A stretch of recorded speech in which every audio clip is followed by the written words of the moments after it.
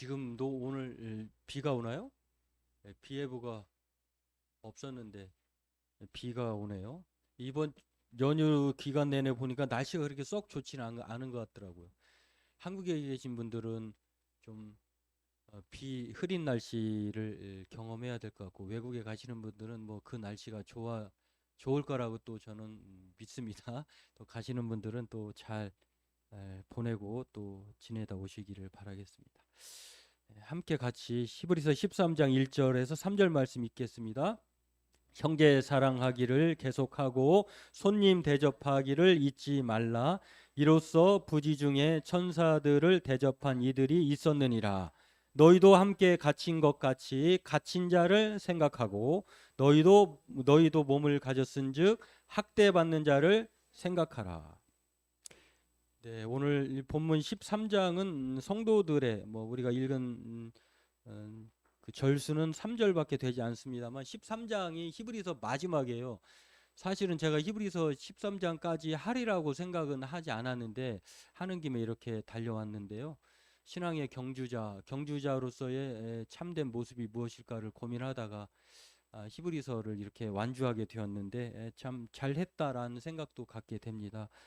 그래서 오늘 13장의 내용들은 마지막이면서 지금까지 히브리서 목사님이 지금까지 해왔던 이야기들을 정리하면서 또 한편으로는 12장에 이어서 경건 생활에 관한 그러한 일들이 10가지 정도가 나오거든요. 이것을 마지막으로 소개하면서 우리의 삶을 이제 신앙의 경주자로서 하나님을 기쁘게 섬기는 삶이 무엇인지를 이제 마지막으로 정리하면서 한 번 더 계속해서 합당한 말씀으로 우리에게 은혜를 주는 말씀입니다. 이 말씀을 오늘 명절을 앞둔 주일에 살펴보고 은혜 나누길 원합니다. 또 이 말씀이 명절을 앞둔 우리가 오기도 하고 가기도 하고 계속 머무르기도 할 텐데 그곳에 맞는 이 합당한 말씀이기도 하는 그런 생각을 갖게 됩니다. 세 가지 명령의 권면의 말씀인데요.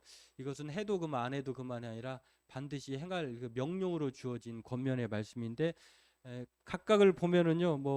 그 계속하고 또 보면 생각하고 계속하고 잊지 말고 생각하라 이 말씀인데요. 형제를 사랑하기를 계속하고 또 손님 대접하기를 잊지 말고 또 갇힌 자 그리고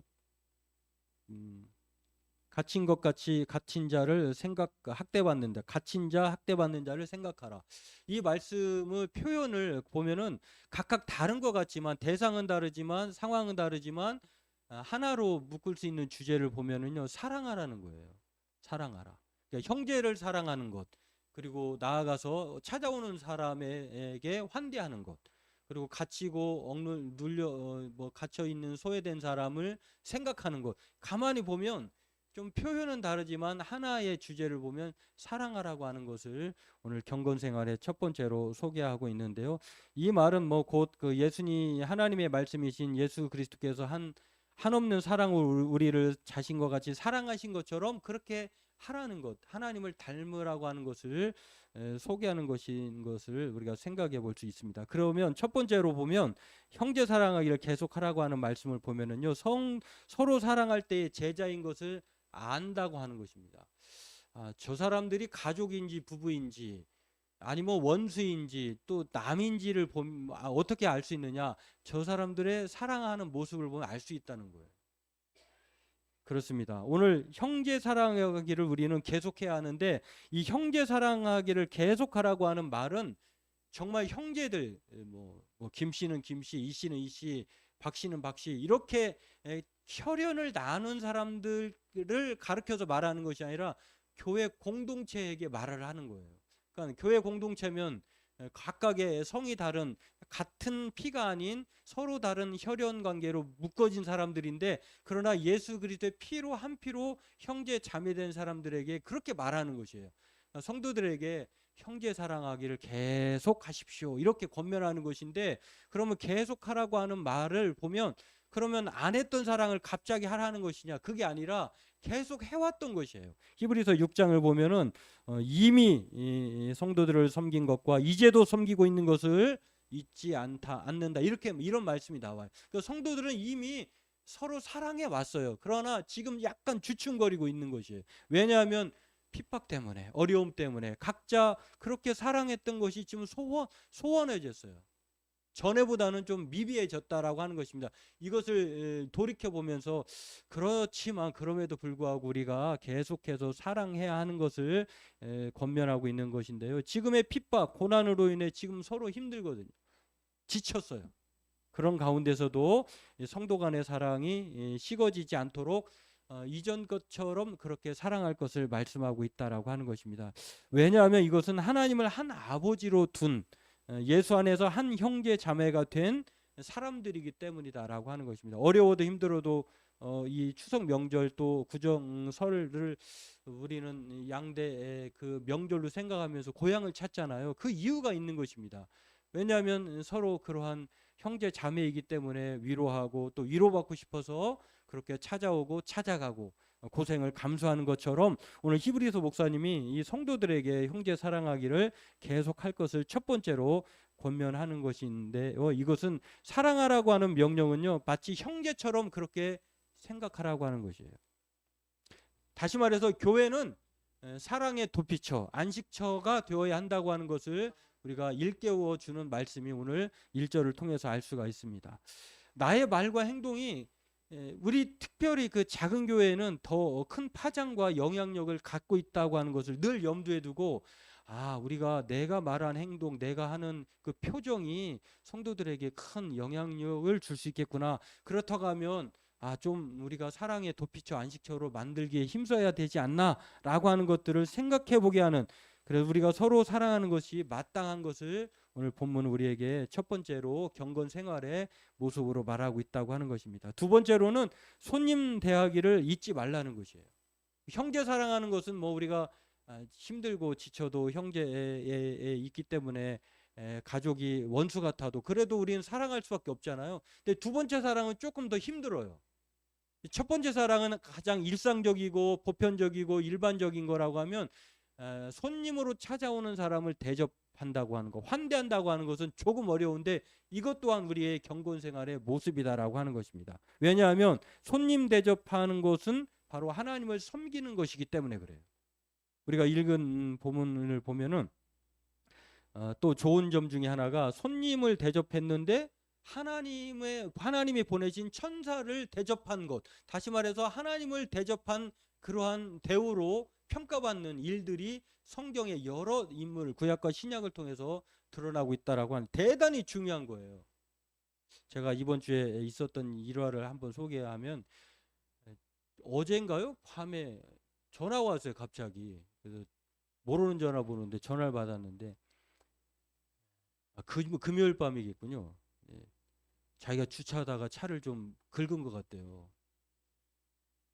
그래서 아니 멀쩡한 차를 왜 저기 그래도 전화가 왔어요. 그래서 가 보니까 그 후진하시면서 이 후진을 하면서 제 차 옆에를 긁은 거예요.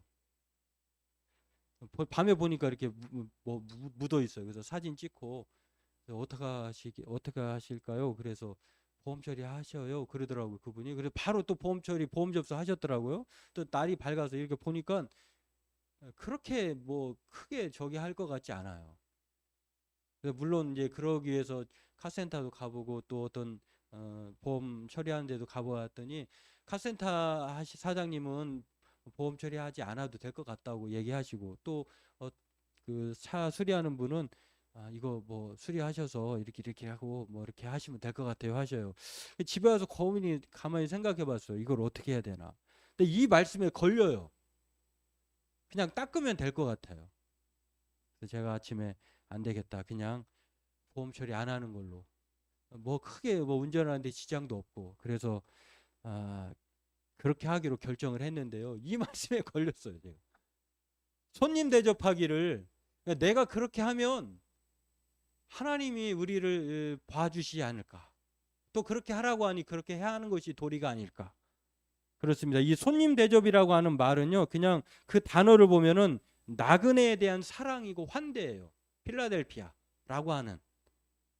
그래서 손님이 찾아오는 것에 대해서 손님 대접하는 것을 잊지 말라고 하는 것을 두 번째의 모습으로 소홀히 하지 말고 무관심하지 말 것을 말씀하고 있다라고 하는 것입니다. 근데 이 당시에 손님이라고 하는 것은요, 부류가 있어요. 그냥 그야말로 문자 그대로 낯선 사람이 나에게 찾아왔을 때에 중동 지방에는 이거는 대단히 그 중요한 일이에요. 선행이에요. 덕행이에요. 우리처럼 찾아오는 손님 뭐 어떤 때는 자기의 상황에 따라서 박대할 수도 있고 또 거절할 수 있는데 중동 지방에는 이게 아주 그 헌법처럼 되어 있어요. 그럼에도 불구하고 낯선 사람이 찾아왔을 때 거절하는 사람이 있겠죠. 그런데 그 당시에 그런 낯선 사람에 대해서 잊지 말라는 것, 환대하는 것을 잊지 말라는 것입니다. 또 이 손님이라고 할 때 그 당시에 1세기 당시의 사람 어떤 사람을 생각할 수 있냐면 순회 전도자들. 그러니까 돌아다니면서 복음을 전하는 사람, 우리에게 찾아오는 우리의 성도들, 이웃이라고도 볼 수가 있겠죠. 이런 사람들에 대해서 그러니까 가리지 말고 나와 관계가 있든 관계가 없든 그런 모든 사람, 찾아오는 사람에 대해서 그리스도의 사랑으로 대접해줘라 라고 하는 것을 말씀하고 있습니다. 나아가서 이 손님이라고 하는 것은요, 사회적 약자를 일컫습니다. 나그네라고 하는 것은, 그 당시에 나그네라고 하는 것은 대단히 소외계층들을 말아요. 고아와 나그네의 하나님, 과부의 하나님, 그것을 생각나게 하는. 그래서 성경은 이스라엘 백성들 너희들 자체가 나그네였지 않느냐라고 말하면서 그것들을 생각하게 하는. 그리스도의 사람들은 바로 나그네를, 손님을 대접하기를 힘써야 한다고 하는 것을 말씀합니다. 그러면서 그 선례를, 선행적인 이야기를 얘기할 때에 믿음의 사람들 가운데에 하나님을 부지 중에 자기도 모르는 사이에 천사를 영접했던 것이에요. 그게 바로 아브라함이고 조카 롯이고 또 기드온이고 또 신약에 보면 예수님이 양과 염소를 그 마태복음 25장에 보면은 구분할 때 어떤 사람이 양이고 어떤 사람이 염소인가, 어떤 사람이 오른편에 앉고 어떤 사람이 왼편에 앉는가를 그 기준을 볼 때 예수님께서도 나그네를 대접한 사람에 대해서, 헐벗고 굶주리고 가난한 사람, 지극히 작은 자에게 행한 것을 그거를 기준으로 삼았다라고 하는 것입니다. 성경 모두가 공통적으로 말씀하시는 이 하나님을 기쁘시게 섬기는 이 손대접, 나그네를 대접하는 것은요, 이 경건의 두 번째 모습이다라고 하는 것입니다. 바라기는 저와 여러분들도 내 주변 그리고 나에게 찾아오는 사람을 그렇게 사랑으로 사랑하기를 힘쓰고 계속하고 또 대접하기를 잊지 않는 저와 여러분 되기를 바라겠습니다. 끝으로 세 번째로는요, 학대받은 자들을 생각하라고 하는 것. 이것은 일체감일 때만 가능한 것이에요. 그러니까 첫 번째 사랑이 뭐 그 기본적이고 일반적이라고 하면 두 번째 사랑은 조금 더 찾아오는 손님을 그렇게 나의 형제로 대접한다는 건 쉽지 않죠. 그런데 찾아가서 전혀 일면식도 없고 관계도 없는 그런 사람을 굳이 애써 찾아가서 갇힌 자를 또한 학대받는 자를 생각하라고 하는 이 권면은요, 대단히 실천하기 어려운 거예요. 이 갇힌 자라고 하는 거, 학대받는 자라고 하는 거, 이것은요, 그 당시에 어떤 사람이냐면 복음을 전하다가 그렇게 된 사람이에요. 그러니까 억울하게 예수님 때문에 그 갇힌 사람, 학대를 받는 사람을 가르쳐서, 그런 사람을 가르쳐서 생각하라고 하는 것인데요, 그렇게 생각한다고 하는 것은 일체감 때문에 그렇게 가능하다라고 하는 것입니다. 나와 전혀 관계없어요. 그럼에도 불구하고 찾아가서 갇힌 자를 위로하고 학대받은 자를 생각하는 것은 일체감을 형성하라고 하는 경건 생활의 세 번째 권면이다라고 하는 것입니다. 형제 사랑은 자기 곁에 있는 사람을 사랑하는 것이고, 나그네 대접을 하는 것은 찾아오는 사람에 대한 것이라고 하면, 이 학대받는 자, 갇힌 자라고 하는 것은요, 찾아가야 하는 헌신과 수고가 동반된 대단히 어려운 그런 사랑의 모습이다라고 하는 것입니다. 이것은 일체감이 형성되지 나의 일처럼 생각하지 않으면 가능하지 않는 일이에요. 그런데 이 마지막 사랑을 가만히 생각해 보면 나와 하나님과, 나와 예수님이 무슨 관계가 있겠습니까? 그런데 그 하늘 보좌를 버리시고 이 땅에 오셔서 자기가 우리를 형제로 여기시며 고난을 마다하지 아니하시고 십자가에 죽어 주신 그 예수님이 그 보여주신 그 일체감을 생각나게 하는 말씀이에요. 어떤 개그맨 이야기가 있습니다. 이분은 그냥 그렇게 말로 막 행동으로 웃기는 분이 아니에요. 그러나 학식과 또 실력을 갖추신 분인데 이분에게 어려운 아끼는 동생이 전화가 왔습니다. 갑자기 전화가 와서 급히 만나자는 것입니다. 약속 장소에 나가서 보니까 그 동생의 표정이 어두웠어요. 그래서 조심스럽게 말을 합니다. 형님, 혹시 송혜 선생님이랑 친해요? 왜? 아버지가 2개월밖에 못 사신대요. 그런데 아버지가 돌아가시기 전에 송혜 선생님과 꼭 통화 한번 해보고 싶대요. 그러니까 2개월밖에 못 사신다고 하는 후배 아버지의 사연을 이분이 들은 거예요. 송혜 선생님 엄청 팬이셔? 그랬더니 송혜 선생님이 자기 아버지가 팬이래요. 엄청난 팬이래요. 글쎄 해주시려나? 그래서 직접 전화하긴 뭐 하니까 코미디언 협회 회장님 엄용수라고 하는 분에게 전화를 걸었다고 합니다. 엄용수 선생이 전화를 걸으니까 글쎄 말이야. 그 송혜 선생님도 연세가 있으시고 건강이 안 좋은데 부탁을 들어주실려나 모르겠네. 아무튼 전화는 한번 해볼게 라고 했대요. 그리고 전화가 다시 왔는데 역시나 송혜 선생님 나도 아프고 연로한데 그 돌아가시는 분에게 내가 전화한다는 게 좀 그래 라고 거절을 했다고 하는 거예요. 그리고 다시 동생에게 전화를 걸어서 이런 거절의 사연을 얘기했더니 뭐라고 다시 부탁을 하냐면 그럼 형이 성대모사를 준비해가지고 형이 송혜 선생님처럼 아버지랑 통화해주면 안 돼요? 이 부탁을 했다는 거예요. 이분은 성대모사를 해본 일이 없어요. 근데 동생의 아버지가 2개월밖에 못 산다고 하니까 그 사연을 듣고 5일 동안 정말 열심히 막 성대모사를 송혜 선생님 흉내를 연습해가지고 통화를 했대요. 근데 아버지가 힘을 얻고 이제 내가 여한이 없다. 그랬는데 나중에 그 이후에 진짜 송혜 선생님이 그 선생님에게 후배 아버지에게 전화를 했다는 거예요. 그러니까 아버지는 송혜를 2번 경험을 한 거예요. 아니 한 번도 아니고 2번이나, 한 번은 가짜 송혜, 2번째는 진짜 송혜. 동생의 그 후배를 사랑하는 그 마음의 그 간절함이 감동시켰던 것 같아요. 전혀 물론 평상시에는 관계를 맺지 않지만 그 후배가 그 후배의 전화를 사실 거절할 수도 있잖아요. 그러나 거절하지 않고 노력해준 그 코미디언. 한 이발사가 자신의 기술을 전수하기 위해 젊은 제자를 한 명 드립니다.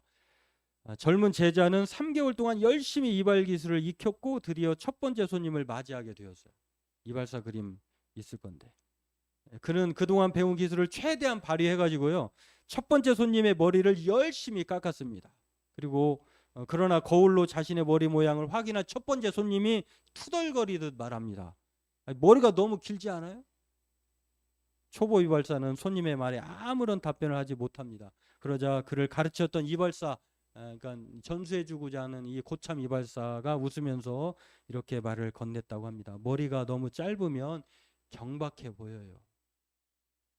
손님에게는 긴 머리가 아주 잘 어울려요. 그 말을 손님이 듣고선 금방 기분이 좋아졌어요. 2번째 손님이 들어왔습니다. 이발이 끝나고 거울을 본 손님도 마음에 들지 않아요. 첫 번째는 너무 머리가 길다고 했는데 너무 짧게 깎은 거예요. 초보 이발사는 이번에도 역시 아무런 대꾸를 하지 못했는데 그 옆에 있던 아주 노련한 이발사 선생님께서 그렇게 말을 합니다. 손님에게 짧은 머리는 긴 머리보다 훨씬 경쾌하고 정직해 보인답니다. 이번에도 손님은 매우 흡족한 기분으로 돌아갔다고 합니다. 3번째 손님이 왔습니다. 이발이 끝나고 거울을 본 손님이 머리 모양은 무척 마음에 들어했지만 막상 돈을 낼 때는 불평을 늘어놓았어요. 시간이 너무 많이 걸렸어요. 초보 이발사는 여전히 우두커니 아무런 말을 하지 못합니다. 그러자 이번에도 이발사가 나섭니다. 머리 모양은 사람의 인상을 좌우한답니다. 성공한 사람들은 자기 머리 다듬는데 가꾸는데 대단한 시간을 투자합니다. 그러자 세 번째 손님도 기분이 너무 좋아져서 돌아갔어요. 네 번째 손님이 왔고 그는 이발 후에 매우 만족스러운 얼굴로 말을 했습니다. 참 솜씨가 좋네요. 겨우 20분 만에 깔끔해졌어요. 네 번째 손님이 이런 초보 이발사에게 이런 말을 해서 이 초보 이발사는 자기가 도대체 무슨 상황인지 어떻게 할 바를 몰랐어요. 그래서 이발사가 손님의 말에 맞장구를 치면서 고참 이발사가 이렇게 말합니다. 시간은 금이라고 하지 않습니까? 손님의 바쁜 시간을 단축했으니 저도 역시 기쁩니다. 이런 초보 이발사에게요, 이제 고참 이발사의 그 행동이 좀 낯설었죠. 그리고 왜 이렇게 자신을 가르쳐 줬는지를 이발사에게 물어보았다고 합니다. 그래서 그 이발사가 이렇게 말을 했답니다. 세상의 모든 사물에는 양면성이 있다. 장점과 단점이 있고 얻는 것도 있으면 손해보는 것도 있는 것이지. 나는 손님의 기분을 상하게 하지 않으면서 자네에게 격려와 질책 그리고 사랑의 마음을 담아서 그렇게 행동한 것이네. 소설가 버나드 쇼의 묘비가 있어요. 저와 여러분들도 이제 다 언젠가는 하나님의 부르심을 받을 것인데 그분의 유명한 묘비의 말에 이 말이 있었어요. 묘비에 이 말 전에 우물쭈물하다가 내 이럴 줄 알았다. 그 묘비의 묘비명이 우물쭈물하다가 내 이럴 줄 알았다. 정신 똑바로 차려야 돼. 그냥 시간이 화살처럼 지나간다는 거예요. 좀 부드럽게 또한 알차게 인생을 살라라고 하는 것인데요. 최근에 개그맨이었던 한 분이 돌아가셨어요. 그 묘비병에 진짜 저렇게 쓰여졌대요. 웃지 마. 너도 곧 와. 그러니까 이 코미디언이니까 코미디언의 대부를 알려진 사람의 묘비가 저렇게 쓰여 있다는 거예요. 저게 아주 짧지만 의미 있는 말이래요. 나처럼 너도 곧 올 거니까 인생 허비하지 말고 그렇게 살다 최선을 다해 살아라 이렇게 말씀하고 있습니다. 이 말들, 이 이야기를 제가 여러 가지로 소개하는 이유는 오늘 이 살펴본 세 가지 명령이 정말 1세기 당시 성도들에겐 대단히 행하고 싶지 않은 어려운 실천의 경건 생활의 모습이에요. 그럼에도 불구하고 이것을 요구하는 것을 권면하는 것은 이게 기독교의 가치예요. 기독교가 추구해야 할 정말 덕목이에요. 그렇기 때문에 성도들에게 첫 번째로 이렇게 세 가지 이야기를 명령으로 권면해 삼아서 말씀하고 있는 것입니다. 바라기는 저와 여러분들도 특별히 저는 이 말씀을 생각해 보면서 우리가 정말 행하여야 할 것, 계속해야 할 것, 뭐 가까이 있는 우리 모두는 사랑할 것, 계속할 것은 당연한 것이고 우리가 나아가서 누구를 만나든지 간에 찾아오는 사람들 모두에게 또한 우리는 손님 대접하기를 잊지 말아야 할 것이고요. 또 우리는 좀 더 여유가 있어서가 아니라 우리가 그리스도의 사람이라면 그 나와 더불어 좀 더 멀리 있는 상관이 없는 것 같은 사람 또한 우리가 이 시점에서 늘 그렇게 잊지 말기를 힘써야 한다라고 하는 것입니다. 저는 오늘 말씀을 통해서 우리 교회가 이것을 힘썼으면 좋겠고요. 특별히 우리 교회는 건물로나 사람으로 보나 좀 허술하고 미약합니다. 그러다 보니 공간도 중대형 교회보다 좁고 또 말소리도 그런 면에서 잘 들리고 표정도 쉽게 노출됩니다. 그렇기 때문에 대단한 파급력과 영향력을 갖게 된다라고 하는 것입니다. 그렇기 때문에 우리는 성도 간에 우리가 힘들고 어렵지만 이 명절을 맞이해서 더욱더 하나 되기를 힘쓰고 사랑에 힘쓸 뿐만 아니라 그 믿음의 하나님의 말씀을 통해서 히브리서 목사님이 권면한 대로 사랑과 환대와 일치됨을 가지고 경건의 삶을 힘써 살아가기를 힘쓰는 우리 그리스도인들, 우리 군포차이교 성도들 다 되길 주의 이름으로 축원합니다.